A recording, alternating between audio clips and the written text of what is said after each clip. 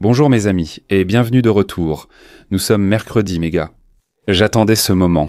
Aujourd'hui, je peux enfin le dire.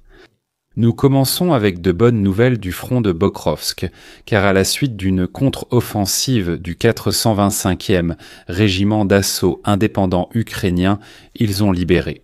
Novo-Ekonomichne. C'est un long nom, Novo-Ekonomichne, Novo, qui signifie nouveau en russe et en ukrainien, et Ekonomichna veut dire économique. Ce village s'appelle Nouvelle Économie. Eh bien, ils ont libéré la partie centrale de ce village, repoussant les Russes et hissant le drapeau ukrainien. Vous pouvez voir cela sur une carte et élargissons un peu, pour que vous sachiez exactement où nous sommes. Voici Bakrovsk. Les Russes contrôlent deux côtés, presque trois en fait, au sud-est, un peu à l'ouest et un peu au nord de cette ville. Mais malgré tout, ils n'ont pas encore de saillants dans Bakrovsk. Et maintenant, les Ukrainiens ont repoussé à Novo-Ekonomichne et ils ont repris le contrôle, repris des positions ou libéré la zone centrale de celle-ci. Pourquoi est-ce important ? Eh bien parce que les Russes ne peuvent pas avancer vers Myrnograd et Pokrovsk sans prendre d'abord les localités environnantes, et si les Ukrainiens continuent de contre-attaquer dans ces zones, les Russes ne peuvent vraiment pas progresser vers Bakrovsk. C'est aussi simple que ça. Aussi, ne vous fiez pas seulement à mes paroles. Regardez les images. Des Ukrainiens libérés ont hissé le drapeau en plein centre-ville, juste ici.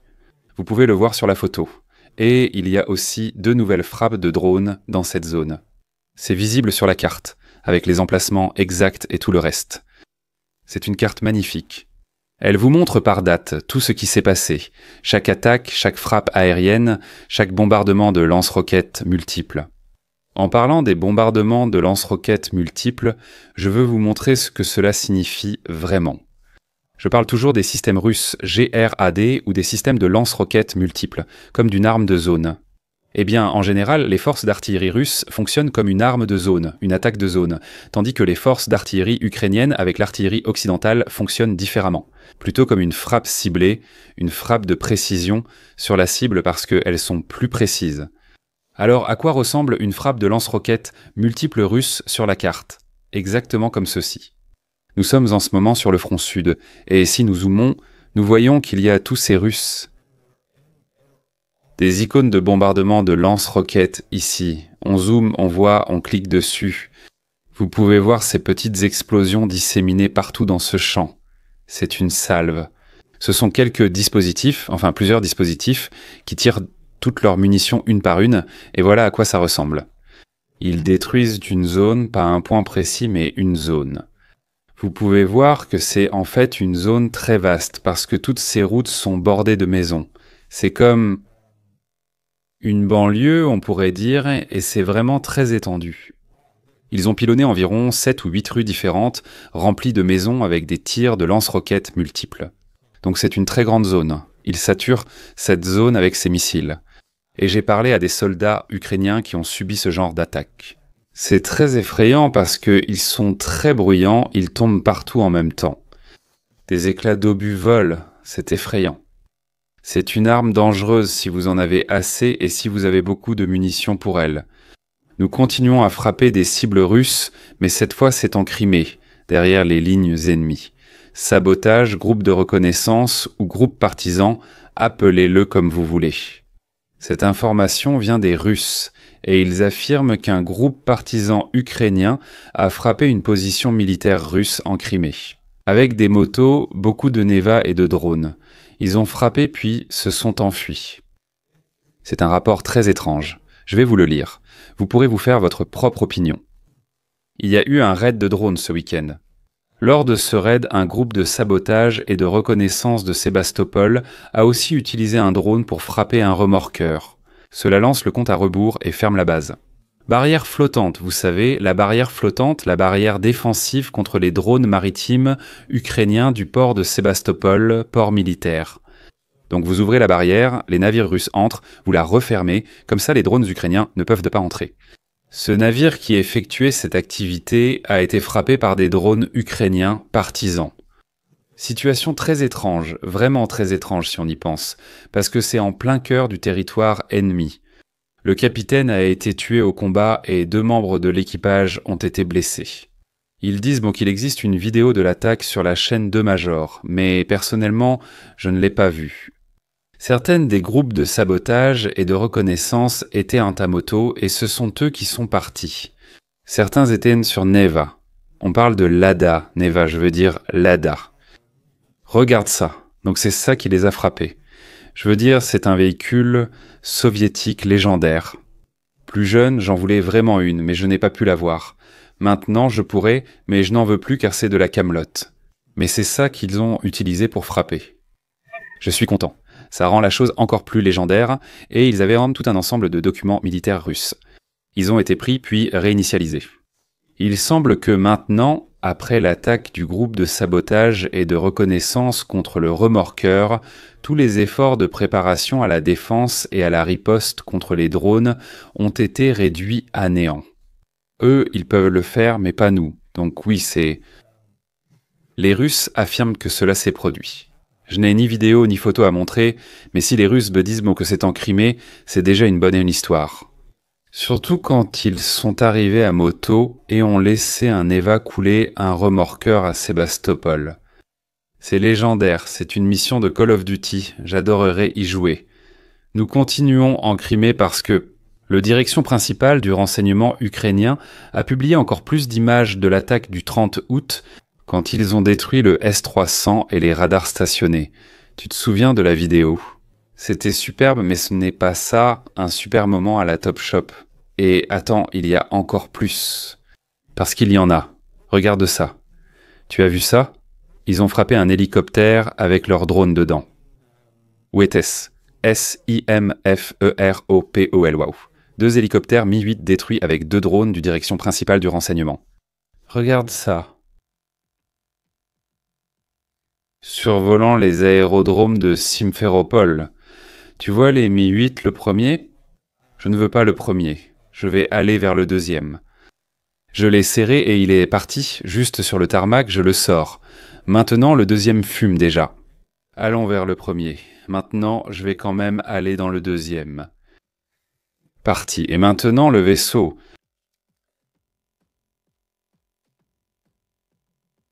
Est parti. C'est magnifique, mes amis. Je n'ai jamais vu ces images auparavant. Je pense que Ur le fait exprès. Ils ont publié une partie des images, et quelques jours plus tard, ils en ont publié davantage. Donc, pour prolonger l'impact informatif de cette nouvelle, on en parle, puis ça s'estompe un peu et boum, de nouvelles informations arrivent. Donc ils savent comment fonctionne la guerre de l'information. Et j'en fais partie, bien sûr, en en parlant, mais ils le font de manière très intelligente.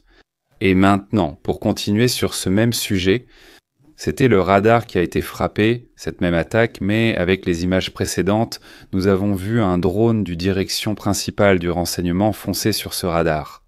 C'était la fierté de l'Union des républiques socialistes soviétiques, le légendaire radiotélescope 70, une antenne unique de 70 mètres valant des milliards.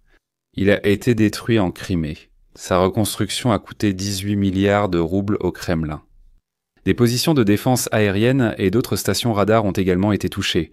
Et oui, cela a l'air magnifique. Et ce que l'Union des républiques socialistes soviétiques faisait vraiment bien, c'était ces forces de signalisation et de radar. Ils étaient très doués pour ça. Et ceci en est un vestige. Ceci est, vous savez, un héritage transmis de l'Union des républiques socialistes soviétiques à la Russie, enfin, bien sûr, à l'Ukraine. Et puis la Russie l'a volé, vous savez, ils ont volé la Crimée, et maintenant c'est fini. Je ne pense pas que les Russes vont le réparer. Honnêtement. Impossible. Et cette attaque, comment a-t-elle été menée cette fois ?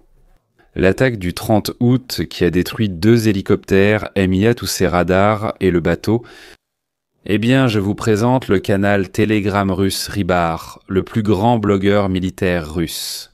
Il affirme que les drones sont lancés depuis les régions d'Odessa et de Nikolaïev, en plusieurs vagues de plusieurs dizaines de drones. Donc différentes vagues, chacune contenant des dizaines de drones avec des vitesses différentes. Donc ils saturent tout le ciel au-dessus de la Crimée, ils saturent tout le ciel au-dessus de la mer Noire, ils saturent les capacités de défense aérienne russe. Beaucoup de drones sont abattus. Mais comme ils ont des vitesses différentes, ils arrivent de différents angles tous en même temps. Ce qui passe détruisant les radars de défense aérienne. Et c'est ce que nous voyons depuis au moins 1 an. Et c'est magnifique. Lundi, mes amis, nous avons eu beaucoup de noms et d'abonnements mensuels Buy Me a Coffee. Aujourd'hui, mercredi, 3e jour de la semaine, nous avons 3 nouveaux noms. Coïncidence ? Peut-être. Nous avons Tom Van Derge. J'ai répété vos noms souvent, mais ça m'est égal. Je le redirai si vous réinscrivez. Merci mon ami Petichisk, Misk Simzik, Simsimchik, Petik Simsik. Merci, on dirait que tu es une mise. Nous avons environ une mise pour 10 garçons. Alors merci de représenter la minorité ici sur cette chaîne, je l'apprécie. Thomas Shostrom, merci. Si vous voulez allonger cette liste, n'hésitez pas, cela permet à la chaîne de continuer. Inscrivez-vous sur Buy Me a Coffee, les liens sont dans la description ci-dessous. Le moment est venu mes amis. Préparez vos cartons de bingo des raffineries de pétrole. Mais rangez-les encore, car dans cette vidéo, je n'ai pas de superbes explosions à montrer. On va juste attendre quelques jours, je suis sûr que d'ici vendredi, quelque chose brûlera en Russie. Nous avons de nombreuses nouvelles vidéos de divers endroits en Russie, où il n'y a pas de carburant, pas d'essence. A92 et A95, ces indices d'octane, c'est 2 types d'essence. Tout d'abord, région de Saratov, district d'Ozinsky. Depuis dimanche, il n'y a plus d'essence. Rien. Et j'en profite, même s'il n'y a pas d'explosion. Nous avons de nouvelles vidéos chaque jour de Russes qui supplient simplement pour avoir de l'essence dans la plus grande station-service d'un pays sur Terre. Plus d'essence et ça empire encore. On va à Louhansk occuper et maintenant, c'est très grave. Les gens volent carrément en plein jour, ils volent l'essence, ils siphonnent l'essence des voitures garées, des réservoirs de carburant. Dans les années 90, il y avait de nombreux vols d'essence, mais ils ont cessé quand l'essence est redevenue bon marché. Mais maintenant, ça se fait en plein jour. Vous savez, ils pompent simplement l'essence des voitures et c'est tout. Vous allez à la voiture, essayez de la démarrer. Pas d'essence, rien de volé. Que faire ? Rien. Et maintenant, nous avons Khabarovsk. D'énormes files d'attente aux stations-service, vous pouvez le voir juste ici. Et ils disent, ils disent A95 niet, A92 niet, ce qui veut dire non, on n'en a pas. Vous pouvez faire la queue, mais nous n'en avons pas. Vous n'allez pas avoir d'essence dans la plus grande station-service de la planète, pas d'essence pour vous. Puis il y a la station-service Vimpel. J'adore juste ce nom. Réseau de stations-service Vimpel à Saratov et Engels. Et ils reconnaissent officiellement qu'il n'y a pas d'essence et qu'il n'y en aura pas. Et ils affirment que les attaques ukrainiennes contre les raffineries de pétrole sont largement exagérées, ce qui fait partie de leur contrat pour fournir du gaz à la région. Mais maintenant, ils affirment que c'est un cas de force majeure, nous n'avons pas à le faire et nous ne sommes pas responsables de cela. Ce sont les drones ukrainiens qui le sont. Ce n'est pas de notre ressort, ce qui est vrai. C'est un cas de force majeure. Ce sont des circonstances imprévues, nouvelles et surprenantes qui rendent leurs services impossibles. C'est ce qu'on appelle la force majeure. Donc vous êtes un soldat russe à Louhansk. Vous allez à votre voiture parce que vous venez de faire vos courses pour acheter de la vodka pour votre consommation hebdomadaire de vodka. Vous allez à votre voiture, vous voyez qu'elle est vide, l'essence volée. Que faites-vous ? Vous ne pouvez aller nulle part. Vous sortez la vodka, la buvez immédiatement. Quel est le résultat ? Vous arrivez à vos postes de travail et vous vous endormez sur place tout de suite. Et les gars arrivent et ils veulent entrer. Regarde ce gars qui danse.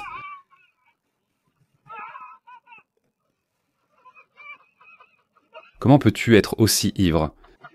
Mais il fait son boulot, je dois lui reconnaître ça, mec. Il est complètement défoncé, je suppose. Regarde, il fait son boulot. Juste un peu plus lentement et de façon plus drôle. Ce sont les Russes eux-mêmes qui filment les soldats russes et qui postent ça et je n'invente rien. Laissez-les le faire pour vous. Maintenant, mes amis, laissez-moi vous présenter un tutoriel de femme russe. Comment être une femme russe ? Parce que les Russes eux-mêmes donnent ces brochures aux femmes russes. Parce que c'est un gros problème maintenant, avec l'opération militaire spéciale, les vétérans qui rentrent en Russie depuis le front. Ils sont complètement perturbés mentalement. Je ne plaisante pas. il y a une énorme augmentation des petits et moyens délits en Russie. Parce que ces vétérans, ils boivent, et ensuite toutes les mauvaises choses ressortent d'eux. Tu sais, mentalement, ça commence à se voir. Ils frappent, ils crient, ils volent, ils détruisent. Alors le gouvernement a distribué ces brochures aux femmes russes, surtout aux épouses des vétérans de l'opération militaire spéciale. Voyons ce qu'il y a écrite. Surtout si tu es une femme qui regarde cette vidéo en ce moment, imagine-toi être une épouse russe. Que dois-je faire si mon mari me bat?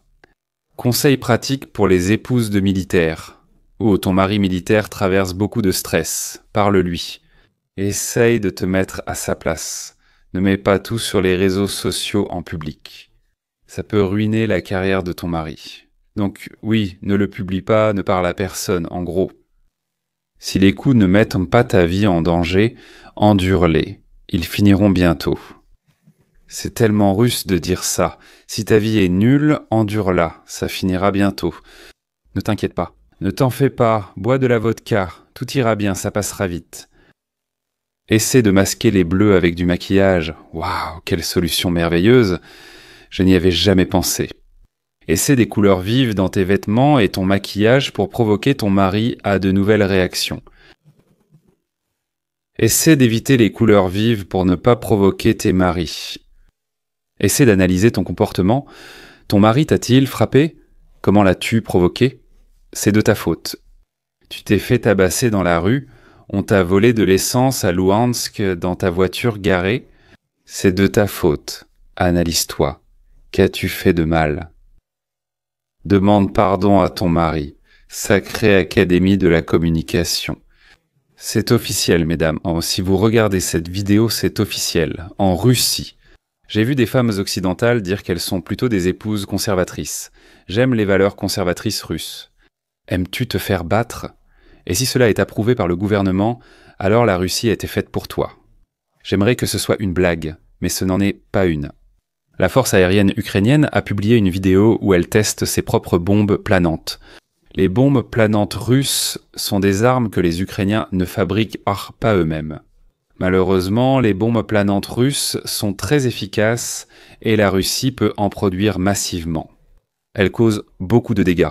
Une part importante des pertes et des blessés parmi l'infanterie ukrainienne est causée par les bombes planantes russes, un pourcentage significatif. Donc maintenant, les Ukrainiens, 3 ans et demi plus tard, ont pu tester leur propre première bombe planante. Avec une portée d'environ 60 à 80 km et un poids de 500 kg dont... Et voici la première vidéo de celle-ci. C'est une avancée majeure car cela rééquilibre les forces. La raison pour laquelle les bombes planantes sont si efficaces, c'est parce qu'on ne peut pas les intercepter. Si elles viennent vers vous, elles arrivent très rapidement. Elles arrivent bientôt sur les premières lignes, où il est impossible d'installer des systèmes de défense aérienne très coûteux. Il n'y a aucun moyen de l'abattre. Il y en a, mais non.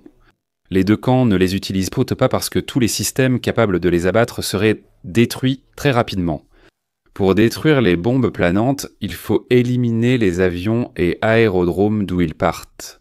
C'est ce que fait l'Ukraine, mais honnêtement, il est très difficile de les combattre. Donc il faut simplement en avoir soi-même. C'est ce que fait l'Ukraine en ce moment.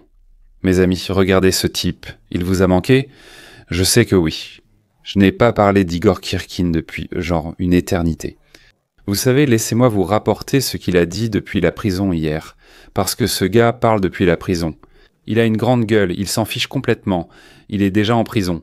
Il dit la vérité. Qu'est-ce qu'ils vont faire? L'emprisonner? Il y est déjà. Je cite, c'est une honte. Pas une seule section du front n'a été percée. Cet été, nous avons passé 16 mois à prendre d'assaut Tchessiviar et le résultat est nul. Pendant ce temps, l'Ukraine a autorisé les jeunes à voyager à l'étranger. Oui d'ailleurs, si tu ne le savais pas. La Rada ukrainienne, ou le Parlement, a approuvé la loi permettant aux jeunes de 18 à 22 ans de quitter le pays. Ils peuvent simplement partir s'ils le souhaitent. Pas partir définitivement. Ils doivent toujours se présenter à l'armée s'ils sont convoqués, mais ils sont libres de partir en tant que touristes. Avant, ce n'était pas possible. Donc cela montre que vous aimez un pays que je vais laisser Igor Kirkin nommer, je ne vais même pas en parler. Si l'Ukraine était vraiment à son dernier souffle, ils enrôleraient déjà des jeunes de 16 et 1 ans. Mais tout va bien pour eux, a dit Igor Kirkin. Kirkin Strelkov, ancien commandant militaire des séparatistes russes dans le Donbass, commande depuis la prison. Donc oui, c'est la pure vérité, la pure vérité. Le fait que l'Ukraine puisse permettre aux jeunes de 18 à 22 ans de quitter le pays en dit long sur leur situation dans cette guerre. Vous vous souvenez ? Dans la dernière vidéo, je vous ai montré le drone russe Gerbora Rekorn. Le voici. Vous le voyez à l'écran. Il a été abattu dans un champ ukrainien à Donetsk par guerre électronique, donc il reste relativement intact. Avec ce drone Getreboro en particulier, le drame était qu'il y avait une vidéo d'une usine chinoise, la vidéo de test de l'usine où il a été fabriqué. Une nouvelle vidéo montre désormais la chute du drone Getibara. Et ils ont regardé à l'intérieur et presque tout ce qu'ils ont vu venait de Chine. Beaucoup de batteries et la caméra ont survécu. Ordinateur de bord, tout cela vient sûrement de Chine. Cela signifie que la Chine fabrique ses drones pour la Russie, ils les fabriquent en Chine. L'Ukraine n'achète pas ses pièces en Chine pour les importer et assembler chez elle. La Chine produit activement ce matériel et fournit des drones prêts à l'emploi à la Russie. Donc ils donnent à la Russie ce dont elle a besoin pour mener une guerre offensive et commettre des crimes de guerre, ce qui signifie qu'ils facilitent cela, ce qui signifie qu'ils font partie de cette guerre. C'est quelque chose que je pense que certaines personnes ne comprennent pas. Ce n'est pas l'Ukraine contre la Russie, c'est l'Ukraine contre la Russie, la Corée du Nord et la Chine, et aussi l'Iran.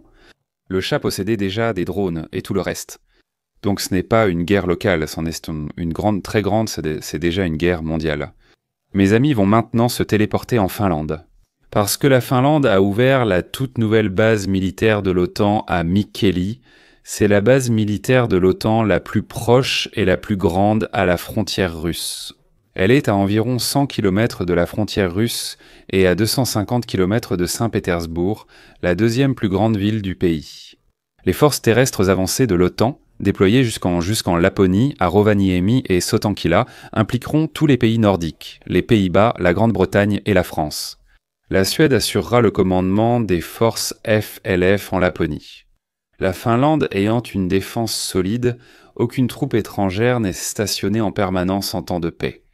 Si la Finlande est menacée, les troupes de la brigade arctique de la FLF, entraînées pour les conditions nordiques, sont envoyées de leur pays d'origine en Finlande. Et la voici, Mikkeli, très proche de Saint-Pétersbourg, très proche de la frontière russe. Et c'est une brigade de combat de l'OTAN entièrement équipée pour les conditions hivernales. Je ne sais pas comment le dire autrement. Juste pour dire que ces gars-là se sont entraînés et qu'ils sont faits pour combattre dans la neige, pour combattre dans l'Arctique. Ils savent tous ce qu'ils font dans ces conditions froides et leur capacité de réaction rapide. Ils sont prêts à être déployés en quelques heures. Très bonne nouvelle pour nous, même pour l'Estonie. Très mauvaise nouvelle pour Poutine. Et maintenant, enfin, mes amis, je vais sortir un peu de mon domaine d'expertise, je vais aller regarder le défilé militaire chinois. Je veux dire, j'ai regardé quelques images de cela. Pas pour vous donner un quelconque éclairage, juste pour le regarder avec vous, les gars. Parce que je pense que certains d'entre vous en savent peut-être beaucoup plus sur ce sujet que moi. Mais les Chinois ont présenté des technologies intéressantes lors de ce plus grand défilé militaire de l'histoire chinoise, 80 ans après leur victoire contre le Japon. En fait, ce sont les États-Unis qui l'ont fait, mais en Chine, ils disent que c'est eux. Donc, il s'agit d'un système laser naval destiné à contrer les drones, les roquettes et les missiles. Regardez ça. Je sais que les États-Unis possèdent aussi ce genre de capacité, mais c'est juste étrange de voir que la Chine utilise ce type de technologie moderne. Et il y en a beaucoup ici, je ne sais pas s'ils sont vides. S'ils fonctionnent, comment ils pourraient ne pas fonctionner ? Ils pourraient être faux, car la Chine est connue pour faire ce genre de choses. Ils copient aussi tout ce qui vient de l'Occident. Mais dans ce défilé, ils existent bel et blanc. Donc juste pour le dire, merci de laisser vos avis dans les commentaires à ce sujet. La deuxième chose qui m'a surpris, c'est ceci. Un hélicoptère drone. C'est un véritable hélicoptère, mais il est sans pilote. C'est un drone. Il estime basé sur la marine. Il va atterrir sur un navire. En gros, c'est un drone énorme. Tout d'abord, à quoi ça sert ? Et deuxièmement, à quoi ça sert ? À quoi ? Pourquoi ?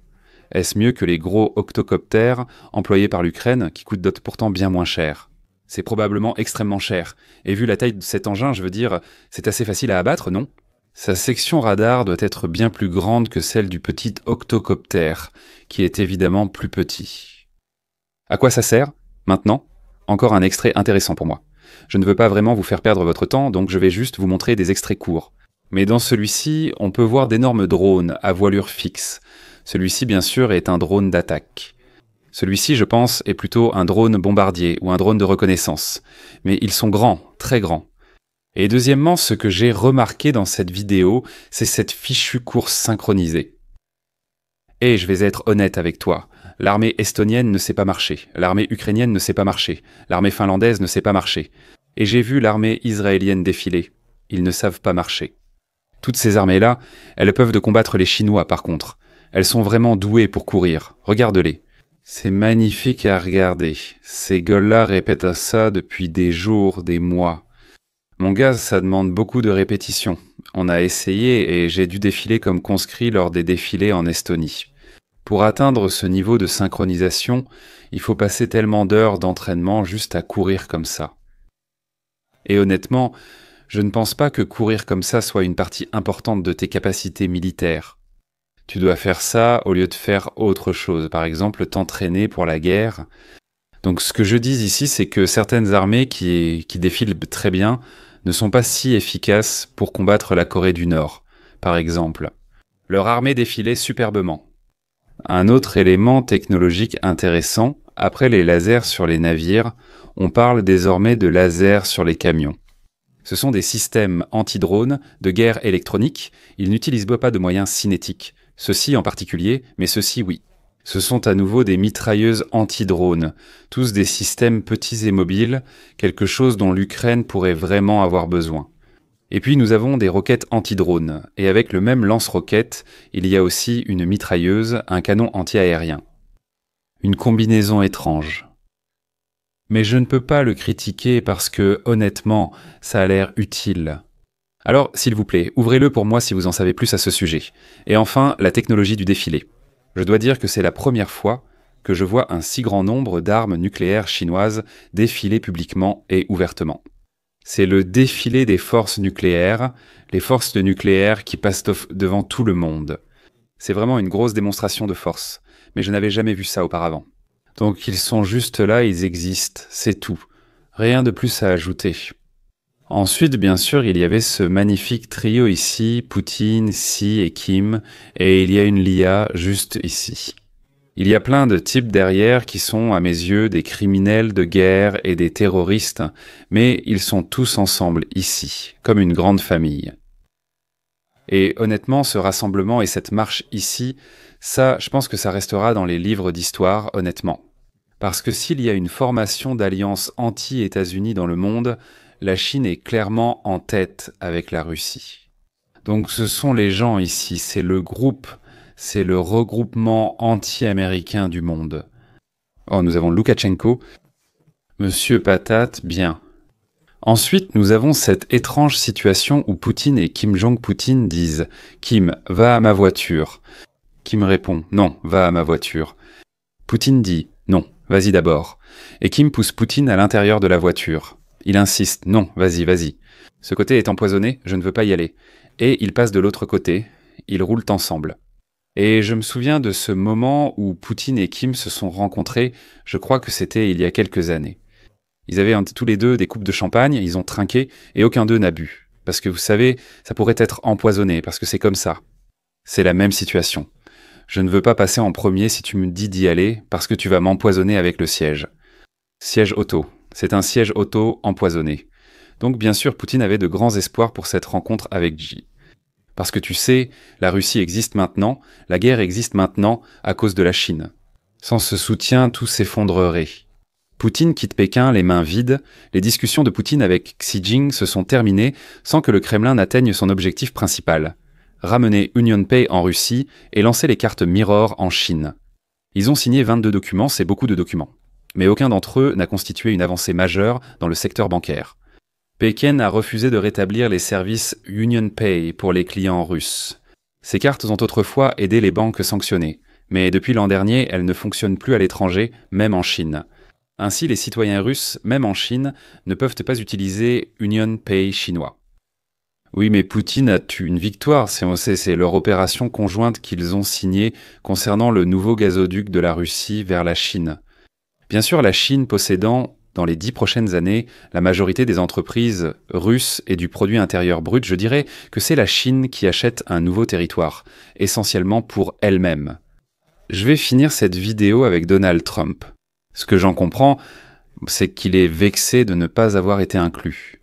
Parce que tous ces gars-là, pour une raison que j'ignore, je ne sais pas pourquoi. Trump les considère comme des idoles.